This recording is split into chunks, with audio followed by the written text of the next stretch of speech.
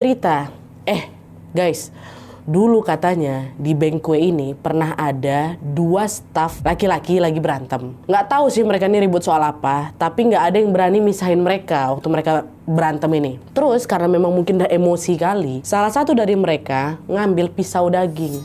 Ditusuknya lah badan satu staf itu, meninggal di tempat katanya. Waktu denger itu kaget orang-orang di dapur itu, Nat.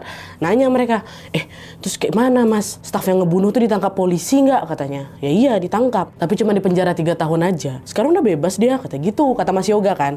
Di sini ada teman PKL Astrid yang nyeletuk. Pantesan mas, beberapa malam lalu nih waktu aku dapat tugas bikin buffet di sini, aku pernah mas dengar suara-suara aneh, kayak orang ngerintih kesakitan gitu. Itu jangan-jangan itu yang arwah staf meninggal tuh nggak mas, kata gitu. Nah pegawai lain termasuk Yoga nimpalin, udah biasa itu dek. Tapi dia nggak gangguin kok. Yang penting kita nggak aneh-aneh aja selama kerja di sini, gitu kata Mas Yoga. Nah waktu aku dengar cerita soal suara-suara aneh itu, aku biasa aja Nat. Aku tuh memang tipikal yang lumayan skeptis sama hal-hal kayak gitu waktu itu. Jadi yang ada di pikiran aku ya, paling orang-orang ini salah denger aja tuh. Nggak mungkin arwah orang yang udah meninggal bisa ngegangguin orang yang masih hidup gitu kan. Lagian area Bengkue Hot Kitchen tuh juga nggak serem-serem kali kok. Nah dia malah lebih seram kamar split room kupikir. Tapi untung juga selama aku nginap di split room yang aman-aman aja gitu.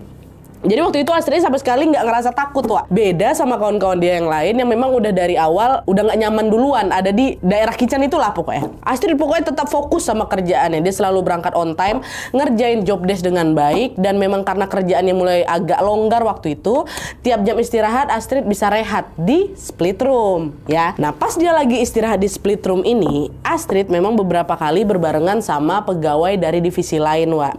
Kadang-kadang ada mbak-mbak housekeeping, namanya Mbak Ana. Terus ada mbak-mbak frontliner namanya Mbak Eva. Terus ada ibu-ibu dari pastry namanya Bu Ina, dan juga beberapa pegawai lainnya. Pokoknya yang mama bertiga ini sering aku ketemu di dalam split room itu.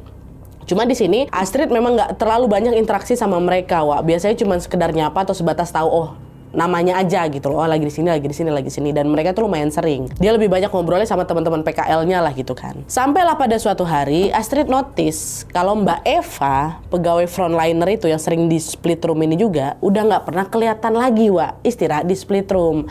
Padahal di antara pegawai lain Mbak Eva inilah yang paling sering istirahat di sana. Karena kebetulan Mbak Eva lagi hamil. Beberapa hari itu aku nggak pernah lihat dia lagi. Akhirnya aku tanyalah ke pegawai lama, cuman sekedar basa-basi aja. Mbak Eva kemana mbak? Gitu, kok nggak pernah kelihatan lagi. Nah si pegawai lama ini bilang, Mbak Eva lagi cuti, bentar lagi dia mau lahiran gitu. Cuman entah kenapa waktu dia sebut, waktu si pegawai lama ini nyebut nama Mbak Eva, mukanya tuh langsung kayak nggak enak gitu, langsung berubah gitu. Dan dia langsung pergi gitu aja.